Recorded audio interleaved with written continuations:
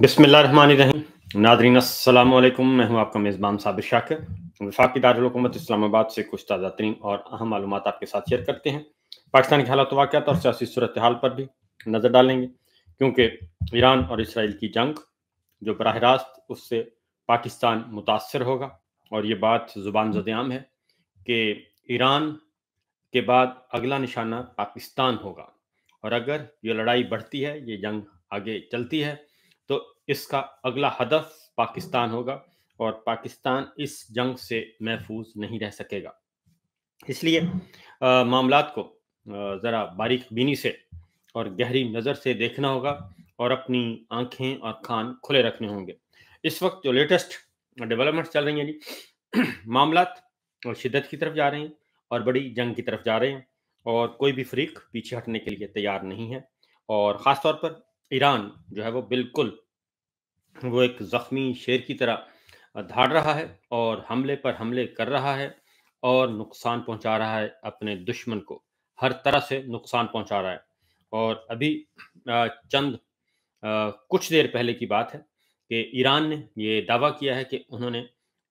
F-35 पांचवा F-35 Israel का गिरा दिया है। और F-35 जो है वो दुनिया का इस वक्त जदीद तरीन लड़ाका तैयारा है, अमरीकी साख्ता है। और आप सोचें ज़रा, 40 साल पहले F-16 आया था और वो हमारे पास है, और उसके बाद फिर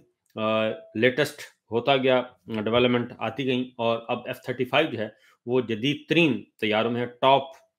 जो वन तैयारे हैं, लड़ाका तैयारे, उनमें शामिल। तो पाकिस्तान ने राफेल गिराए थे और इसराइल के पास F-35 है, और ईरान जो है वो पांचवा तैयारा F-35 गिराने का दावा कर चुका है, और कुछ के मलबे भी उन्होंने दिखाए हैं। अब आते हैं, कल प्रेसिडेंट ट्रंप ने धमकी दी थी और खुलेआम सोशल मीडिया के जरिए, और उन्होंने कहा था कि सरेंडर के अलावा कोई रास्ता नहीं। ईरान को कहा था कि सरेंडर कर दें, सरेंडर और सिर्फ सरेंडर, और हथियार डाल दें। सरेंडर का मतलब होता है हथियार डाल दें और अब हमारे सामने हमारी ताबेदारी और हमारी हकमियत कबूल कर लें। उसका जवाब अ, ईरान के रूहानी पेशवा आयतुल्लाह खामनाई ने दिया है जी, और उस धमकी का जवाब दिया है, और वो उसी ज़ुबान में दिया है, और उन्होंने भी सोशल मीडिया के ज़रिए ही दिया है। और उन्होंने कहा है कि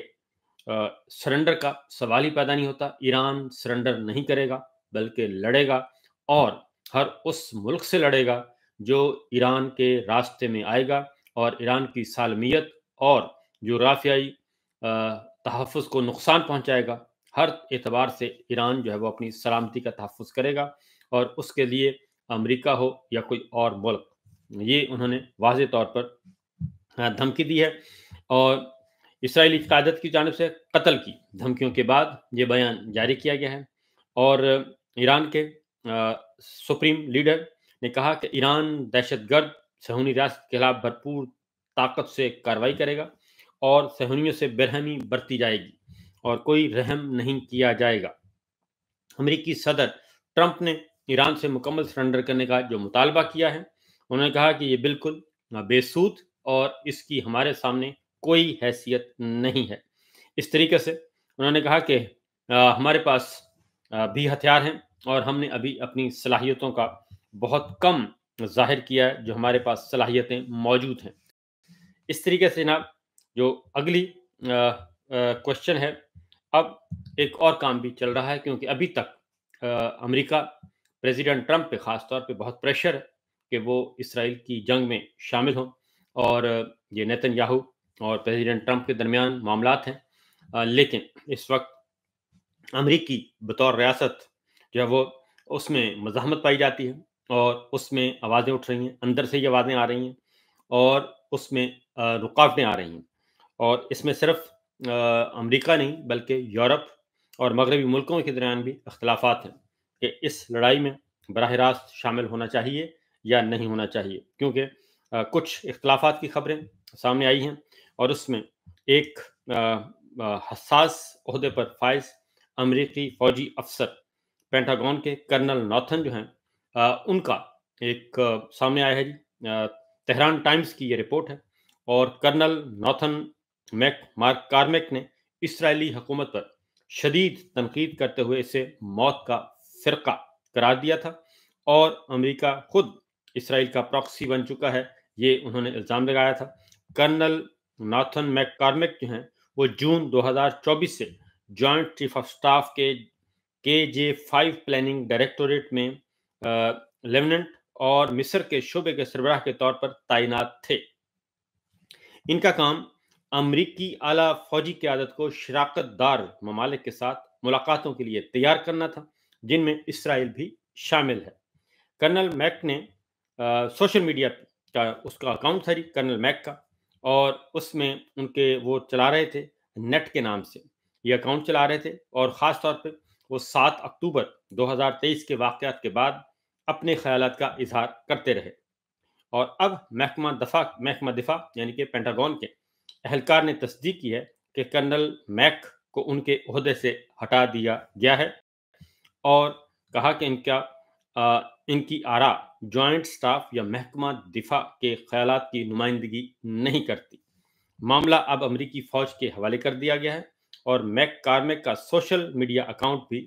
ڈیلیٹ کر دیا گیا ہے، اور ان کے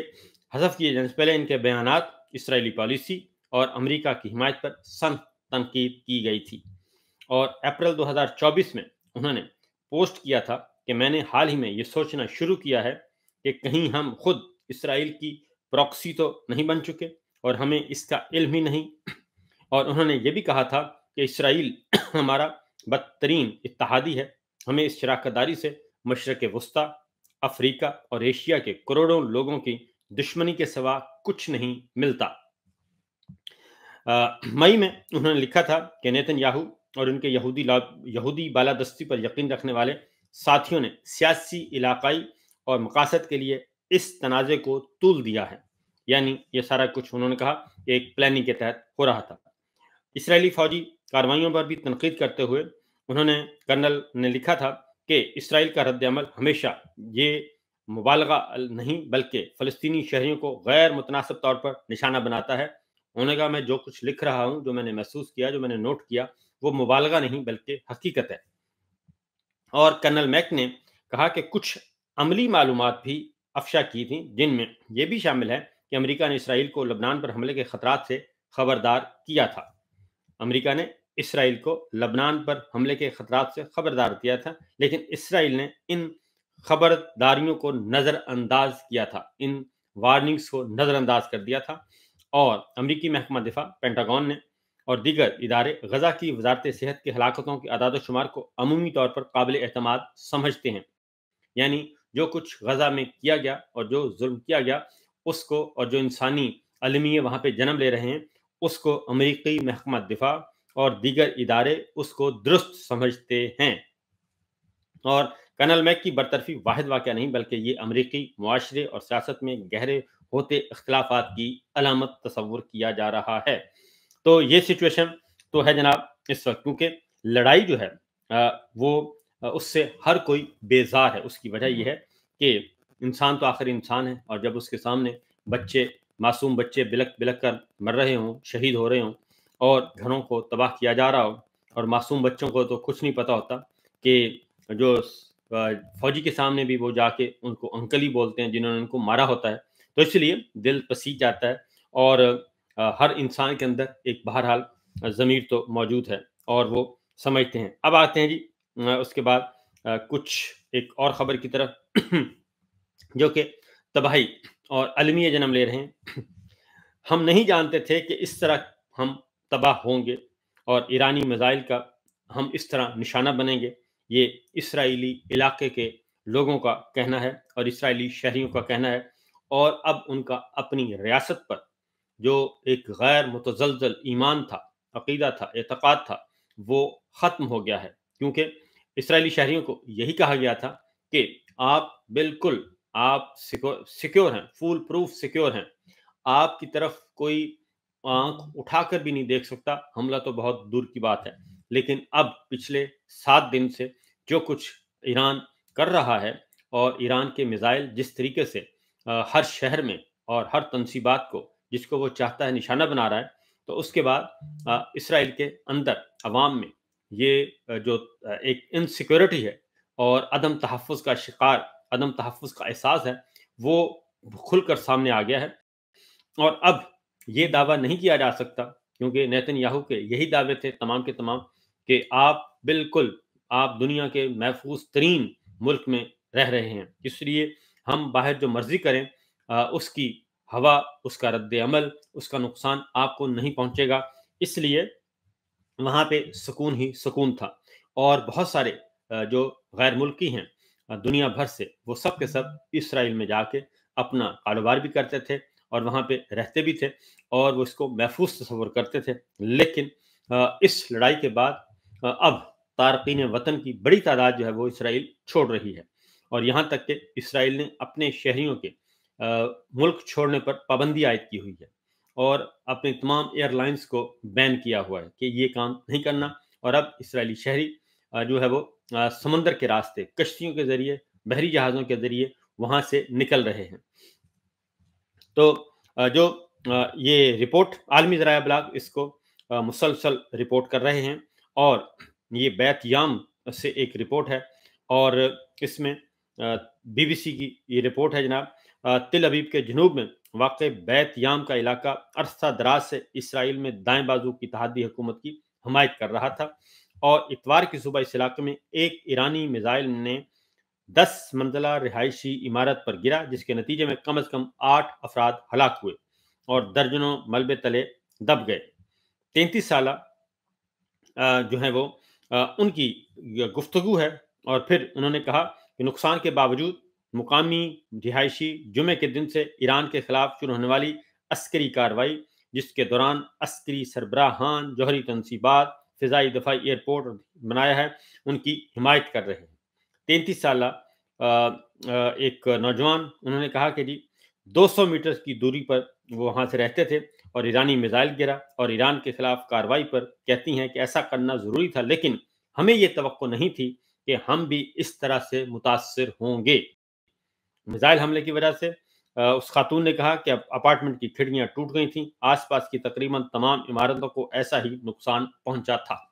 ये जो अदम तहफ़्फ़ुज़ का एहसास है जी, असल में यही चीज़ है कि अगर किसी भी मुल्क में उसके शहरी वो ये समझें कि वो गैर महफूज हो चुके हैं, तो उसके बाद फिर गैर यकीनी की सूरत हाल उस मुल्क के बुनियादी स्ट्रक्चर को वो है वो तबाह कर देती है, हिला देती है। और खातून ने कहा कि जी हम सदमे की कैफियत में थे।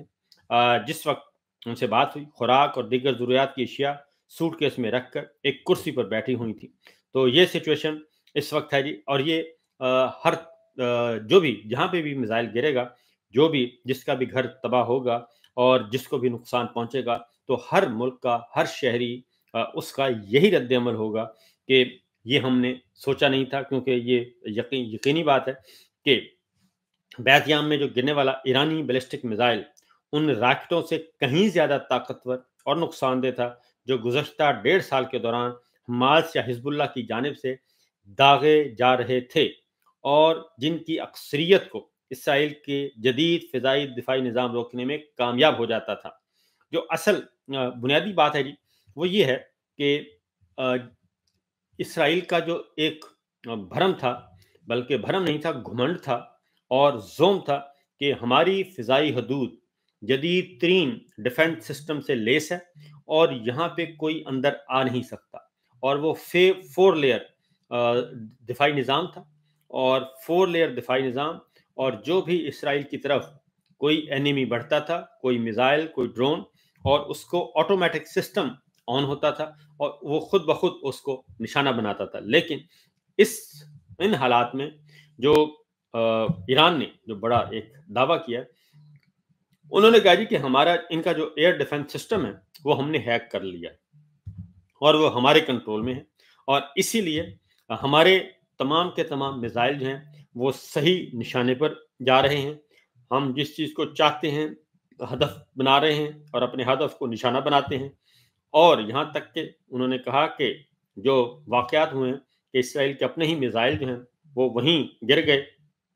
और उन्हीं को नुकसान पहुँचाया। तो ईरान का ये दावा है कि ये सब कुछ हमने